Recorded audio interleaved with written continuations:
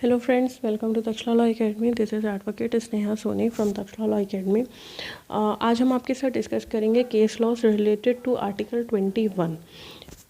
Case laws पढ़ने से पहले एक बहुत ही लीडिंग केस है हमारा आर्टिकल 21 का, which is Maneka Gandhi case. तो मेनका गांधी केस के रिस्पेक्ट में अगर हम देखें तो किस तरह से आर्टिकल 21 के स्टेटस चेंज हुआ है बिफोर एंड आफ्टर, तो एक पहले कंपैरिजन देख लेते हैं. ओके तो आर्टिकल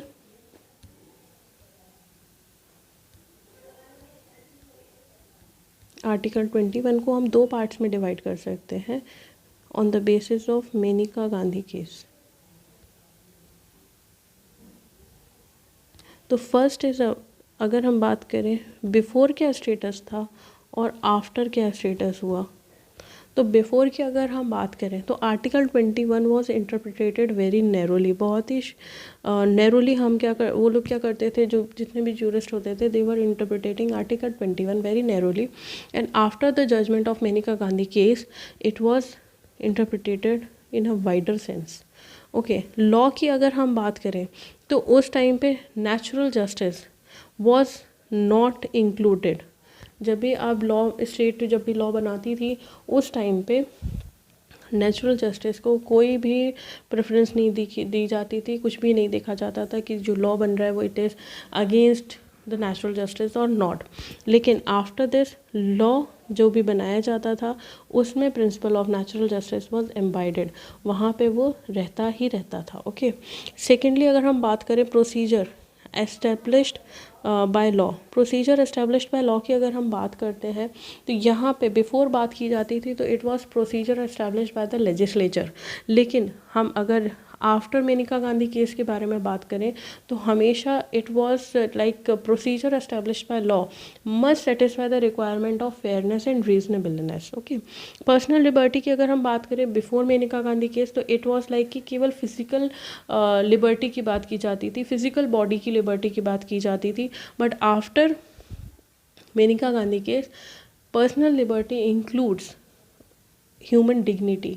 अगर आपको राइट टू लाइफ मिल रहा है वो आपको किस तरह से मिलना चाहिए, ह्यूमन डिग्निटी, डिग्निफाइड लाइफ मिलना चाहिए. ओके, तो ये एक हमारा कंपैरिजन हो गया both side before and after Maneka Gandhi case क्या इफ़ेक्ट्स आए हैं.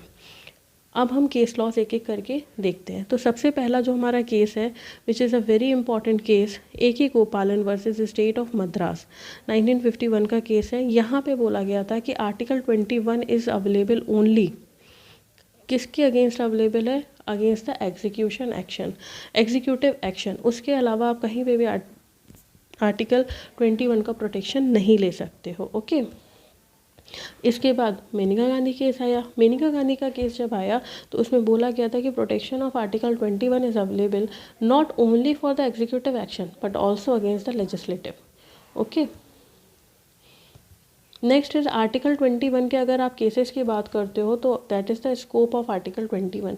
क्योंकि जब हमारा मेनका गांधी केस आया, उसका जजमेंट आया तो उसमें बहुत ज़्यादा वाइडर हो गया था हमारा आर्टिकल 21. तो बहुत तरह के जो राइट्स थे, right to education, right to sleep भी आ गया था. तो बहुत सारे केसेस हमारे बहुत सारे राइट्स को इंक्लूड किया गया था अंडर आर्टिकल 21. तो right to life does not mean only animal existence. मतलब ठीक है, you are living like that only. ये चीज़ ख़त्म हो गई थी. आपको एक डिग्निफाइड ह्यूमन लाइफ, डिग्निफाइड आपको मिलनी चाहिए. ओके, ये स्कोप आ गया था आर्टिकल 21 में आफ्टर मेनका गांधी केस. तो इसमें अगर सबसे पहले हम बात करते हैं तो Kehar Singh versus state of UP and others की बात करें तो राइट टू प्राइवेसी की बात की गई थी. तो right to privacy is included under right to life. Basically question जो आपका प्री में बनता है तो आपसे यही पूछा जाता है कि राइट टू प्राइवेसी किस केस के थ्रू इंक्लूड किया था अंडर राइट टू लाइफ में. तो the case is Kehar Singh versus state of UP. Sunil Batra के केस में सुप्रीम कोर्ट ने बोला था कि fatal handcuffs are unconstitutional for convicted person because it is a unhuman behavior with the prisoner and it is a violation of article 21. तो यहाँ पे क्या बोला था इन्होंने कि जो हथकड़ियाँ लगाते हैं they are unconstitutional for the convicted person. Okay, next अगर हम बात करते हैं केस की, this is Prem Shankar Shukla versus Delhi administration. तो प्रेम शंकर शुक्ला वर्सेस दिल्ली एडमिनिस्ट्रेशन की बात करें तो सुप्रीम कोर्ट ने हेल्ड किया था कि हैंड कफिंग जो होती है वो अनकॉन्स्टिट्यूशनल उन्होंने बोल दी थी, because it was violative of article 21। Mohini Jain versus state of Karnataka 1992 का केस था। इसमें बोला गया कि right to life includes right to education. Next case is Unni Krishnan versus state of Andhra Pradesh. तो Unni Krishnan versus state of Andhra Pradesh में बोला गया था, जिस तरह से मोहिनी जैन में बोला गया कि राइट टू एजुकेशन होना चाहिए, अब यहाँ पे एज लिमिट उन्होंने फिक्स कर दी थी। तो honourable supreme court fix the age that fundamental right to the children for age 6 to 14, 6 to 14 तक के बच्चों के लिए it is there fundamental right कि उनको एजुकेशन मिलना चाहिए।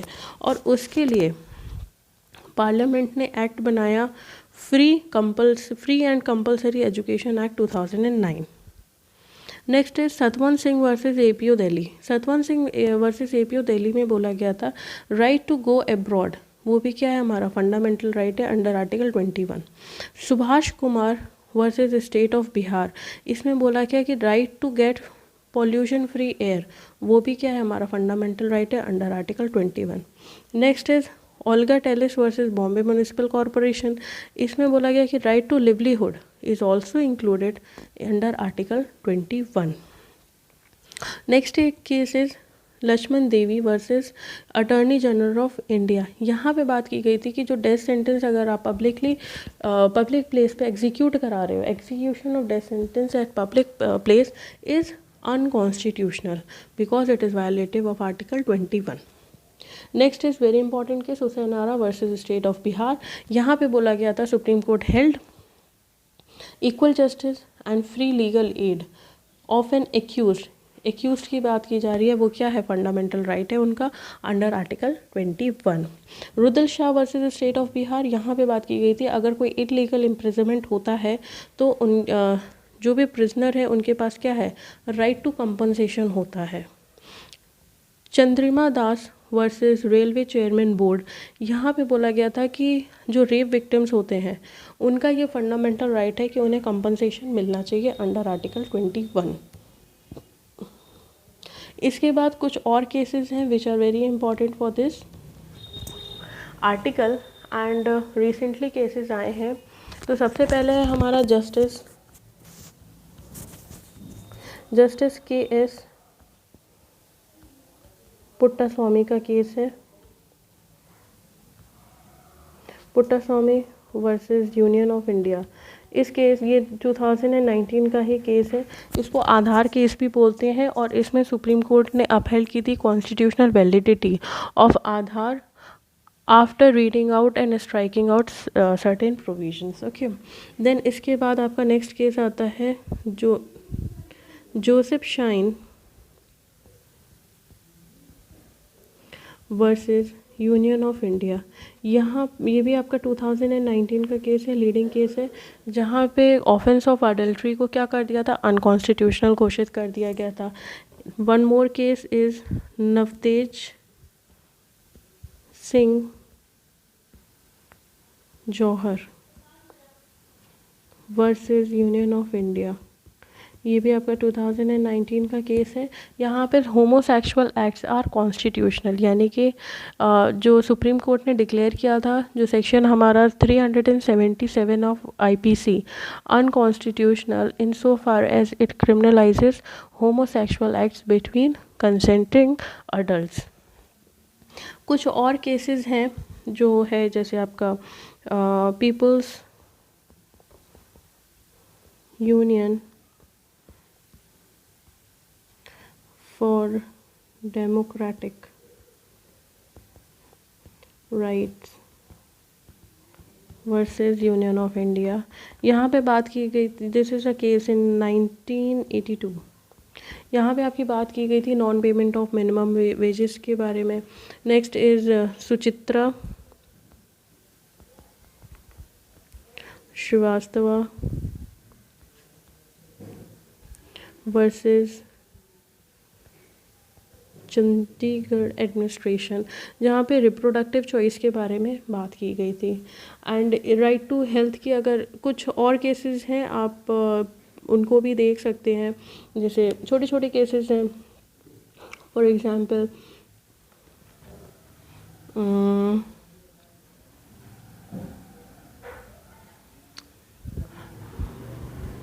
परमानंद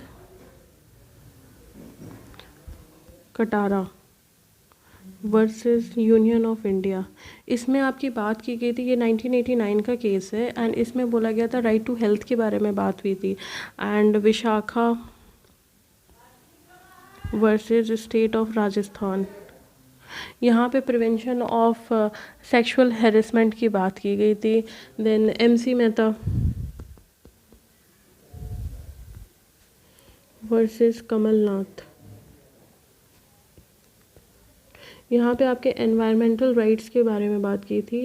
एंड एक Vellore citizen welfare forum versus union of India का केस है, उसमें भी आपके एनवायरमेंटल राइट्स के बारे में ही बात की गई थी।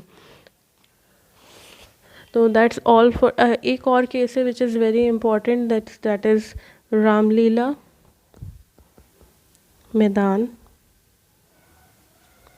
वर्सेस होम सेक्रेटरी, ये आपके बाबा रामदेव से ही रिलेटेड केस है।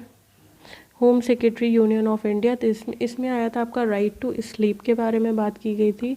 And that's all for today and thank you so much. Do hit the like button and comment in the comment box.